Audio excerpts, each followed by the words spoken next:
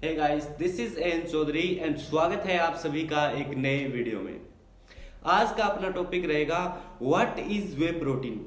वे protein क्या है, वे protein किससे बनता है, क्यों लिया जाता है, कब और कितनी मात्रा में लें और कौन सा वे प्रोटीन खरीदें।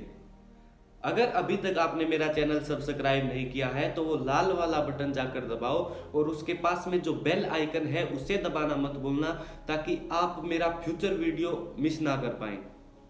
अगर इंस्टाग्राम पर फॉलो नहीं किया है तो जाके करो, जिसका लिंक मैं डिस्क्रिप्शन में डाल दूंगा। ओके, जब हम बात करते हैं मोस्ट इंपॉर्टेंट सप्लीमेंट के बारे में तो वे प्रोटीन का नाम सबसे ऊपर आता है, जो कि हाई क्वालिटी प्रोटीन होता है। अब सबसे पहले यह जानना होगा कि वे प्रोटीन कैसे बनाया जाता है। सबसे पहले दूध को गर्म किया जाता है और उसमें नींबू डालकर पनीर को अलग करके जो पीछे सफेद पानी बचता है वही लिक्विड वे प्रोटीन होता है। उस लिक्विड वे प्रोटीन को ड्राई करके पाउडर के रूप में वे प्रोटीन तैयार किया जाता है। अब आते हैं टॉपिक नंबर 2, क्यों लेना चाहिए। वे प्रोटीन कंज्यूम करने के बहुत सारे बेनिफिट्स हैं। पहला, इसमें बहुत सारे एमिनो एसिड्स होते हैं, जैसे ग्लूटामिन, सिस्टीन, आर्जिनिन और ल्यूसीन जो कि बहुत इंपॉर्टेंट है आपकी मसल बिल्डिंग के लिए। दूसरा मेन बेनिफिट है कि खासकर वेजिटेरियन लोगों के लिए बहुत अच्छा है वे प्रोटीन। अगर आप एक वेजिटेरियन हैं तो आपकी डाइट में उतना प्रोटीन नहीं होता जितना कि डेली प्रोटीन इंटेक कंप्लीट करने के लिए जरूरी होता है। और अगर आप अपनी डाइट से कंप्लीट करना भी चाहें तो आपको बहुत सारा खाना खाना पड़ेगा, जिससे आप कैलोरी सरप्लस में चले जाएंगे और जिससे कि वेट बढ़ सकता है और आपका बॉडी फैट परसेंटेज भी बढ़ सकता है। तीसरा सबसे बड़ा बेनिफिट कि यह वेट लूज में भी हेल्प करता है। यह एपेटाइट को रिड्यूस करता है, जिससे आपको भूख कम लगती है। और अगर आपको भूख कम लगेगी तो आपको खाना भी कम खाना पड़ेगा, और अगर खाना कम खाओगे तो आप कैलोरीज डेफिसिट में रहोगे।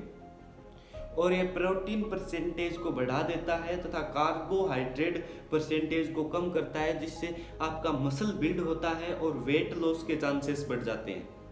इसका फोर्थ बेनिफिट ये होने वाला है कि अगर शुगर के पेशेंट वे प्रोटीन का यूज करें एक अच्छी मात्रा में और एक अच्छे सोर्स ऑफ वे प्रोटीन का यूज करें तो उनके शुगर्स लेवल भी कम हो जाते हैं और ये ब्लड प्रेशर को भी मेंटेन करता है।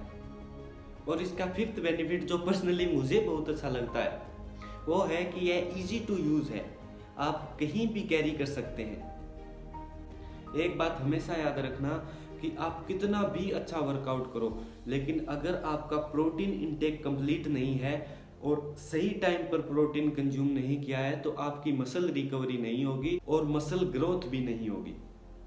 अब बात करते हैं कि वे प्रोटीन कब और कितना लेना चाहिए।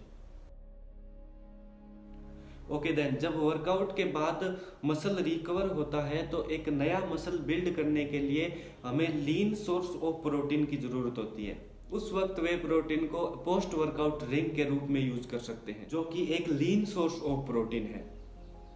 और वे प्रोटीन के अंदर एक सर्विंग होती है जिसमें 26 से 28 ग्राम्स ऑफ प्रोटीन होता है, जिसको आप अपने प्रोटीन इंटेक को कंप्लीट करने के लिए यूज कर सकते हैं। और आप अपने स्टमक के अनुसार वे प्रोटीन कंज्यूम कर सकते हैं। कुछ लोगों में वे प्रोटीन थोड़ा ज्यादा मात्रा में लेने पर एक स्टमक में एक दर्द सा अनुभव होता है, तो वो लोग अपनी एक पर्टिकुलर वॉल्यूम के अनुसार ही वे प्रोटीन का यूज करें। ओके, अब जानेंगे कौन सा वे प्रोटीन खरीदना चाहिए। प्रोटीन परसेंटेज के हिसाब से वे प्रोटीन को 2 से 3 भागों में डिवाइड कर सकते हैं। पहला होता है वे कॉन्सेंट्रेट। वे कॉन्सेंट्रेट में अगर हम बात करें तो 30 to 80% ऑफ प्रोटीन होता है। इसमें फैट्स भी होते हैं और इसमें लैक्टोज कार्बोहाइड्रेट्स भी होते हैं, जो कि बॉडी की एनर्जी को फ्यूल करने में हेल्प करता है। ओके, अब वे कॉन्सेंट्रेट को प्रोसेस करके सेकेंड टाइप ऑफ प्रोटीन बनाया जाता है, जिसको कहते हैं वे आइसोलेट। इसमें करीब 90% ऑफ प्रोटीन होता है। अगर किसी पर्टिकुलर पर्सन को लैक्टोज इंटॉलरेंट या डाइजेस्टिव प्रॉब्लम्स हैं तो उसके लिए वे आइसोलेट ज़्यादा बेटर रहेगा वे कॉन्सेंट्रेट से, क्योंकि वे आइसोलेट वे कॉन्सेंट्रेट के मुकाबले डाइजेस्ट जल्दी होता है। अगर इस वे प्रोटीन को आगे भी प्रोसेस किया जाए तो third type of whey protein तैयार किया जाता है, जिसे कहते हैं वे हाइड्रोलाइज्ड। वे हाइड्रोलाइज्ड सबसे ज़्यादा डाइजेस्टिव होता है, इसमें 95% ऑफ प्रोटीन परसेंटेज होता है। लेकिन यहाँ पर प्रॉब्लम ये है कि जब वे प्रोटीन को प्रोसेस किया जाता है तो इसके अंदर के महत्वपूर्ण विटामिन्स एंड मिनरल्स डीनेचर हो जाते हैं, जिसके कारण डीनेचरिंग में कुछ एडिशनल बेनिफिट्स जैसे इम्यूनिटी बढ़ाने वाले फैक्टर एंड कैंसर की रिस्क को कम करने वाले फैक्टर्स कम हो जाते हैं। ओके देन, अगर आपको डाइजेस्टिव प्रॉब्लम्स हैं तो आप वे कॉन्सेंट्रेट की बजाय वे आइसोलेट का यूज़ करें। और अगर आपको किसी भी प्रकार की डाइजेस्टिव प्रॉब्लम्स नहीं है वे प्रोटीन कंज्यूम करते वक्त, तो आप हमेशा ही वे कॉन्सेंट्रेट का यूज़ करें, जो कि best quality of whey protein है। आई होप इस वीडियो से आपको बहुत कुछ सीखने को मिला होगा। Okay then, thanks for watching.